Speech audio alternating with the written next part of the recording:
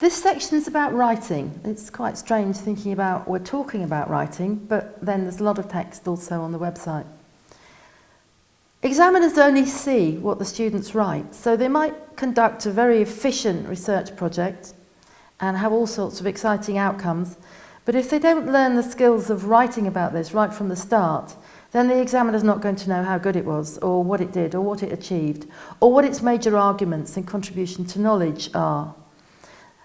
Sometimes we feel quite awkward about writing. This might not be your major skill, in which case there might be also people who might support student writing. There might be particular writing boot camps, for instance, where students can carry on with other people supporting their writing. But we're the first people who support their writing, maybe by prompting through feedback, which we're going to consider in the next section, and also by prompting through offering models. So, since this is a research journey and also an academic writing journey, it's a good idea to get students writing right from the start. A lot of this initial writing about hesitant thoughts about what the project's going to be doing and what they are finding out through reading in the literature, a lot of this is just draft writing. Often people feel worried about committing themselves to paper because they think this is it, this is the final stage. You know, I'm expressing myself and I can never change it. But the writing of a master's or a PhD is an iterative process. For each section, we return to those sections over and over again to make sure that the whole written whole is cohesive, that the argument runs throughout the entire dissertation or thesis, that the evidence that's collected through the research backs up every claim that is in the thesis, that the theories upon which the research are based start at the beginning in the literature review and are used as a perspective to ask the questions through the research and to analyse and interpret the data at the end. So our ways of writing about this are not something that's done very quickly, perfectly, and nor are they done right at the end. Students should be encouraged to write in draft right from the beginning and get into good writing habits. So what are they going to be writing?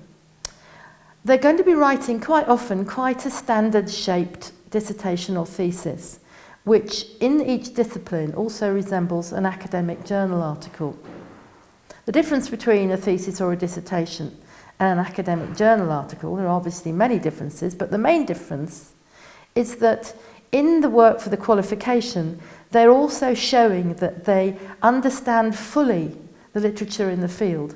They're understanding fully the methodology and methods that could be used and their reasons for using the ones that they do use, as well as exploring and explaining a number of different lines of thought through the research.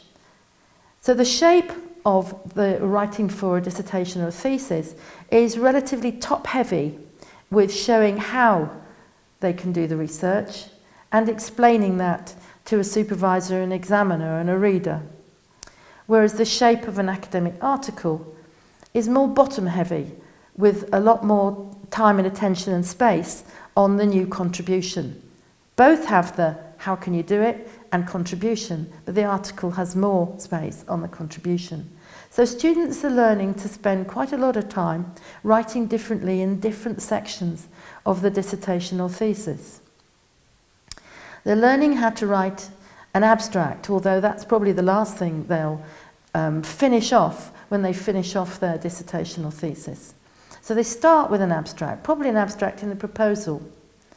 And an abstract is dealing with what is it you're exploring? Why are you doing it the way you're doing it? What is it you've found? What is the contribution to knowledge? And why does it matter? Why is it significant? It's usually written in the passive, and you don't include the word I.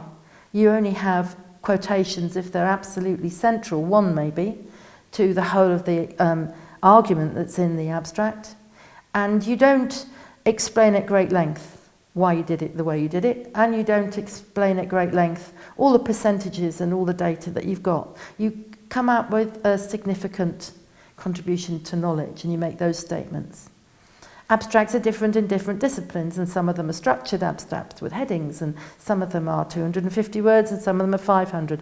Your student needs to work to the rules of the discipline, but they will be rules that you know because you're in the discipline, probably. So they have a go at an abstract when they write the proposal, but they'll return to that as they start finding things out through the research, so that it is the final thing that they finish off, because it is actually like a marketing tool. It's the piece that somebody finds